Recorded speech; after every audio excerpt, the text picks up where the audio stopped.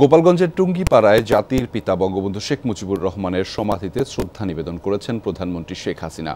10টা 5 মিনিটে টুঙ্গিপাড়ায় বঙ্গবন্ধুর সমাধিতে ফুলেল শ্রদ্ধা জানিয়েছেন তিনি। এরপর জাতির জনকের সম্মানে কিছুক্ষণ নীরবে দাঁড়িয়ে থাকেন সেখানে। এরপর বঙ্গবন্ধু সহ 15 আগস্ট নিহতদের রুহের মাগফিরাত কামনায় ফাতেহা পাঠ ও বিশেষ মোনাজাত করা হয়। এর আগে সকাল 10:45টার দিকে টুঙ্গিপাড়ায় নিজ বাড়িতে পৌঁছান সরকার প্রধান। তার সঙ্গে আছেন ছোট বোন শেখ রেহানা।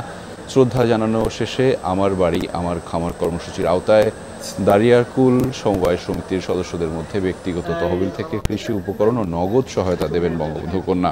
এছাড়া আওয়ামী লীগ নেতা কর্মীদের সঙ্গে মত বিনিময়ও করবেন তিনি। পরে বিকেলে ঢাকায় ফেরার কথা রয়েছে শেখ হাসিনার।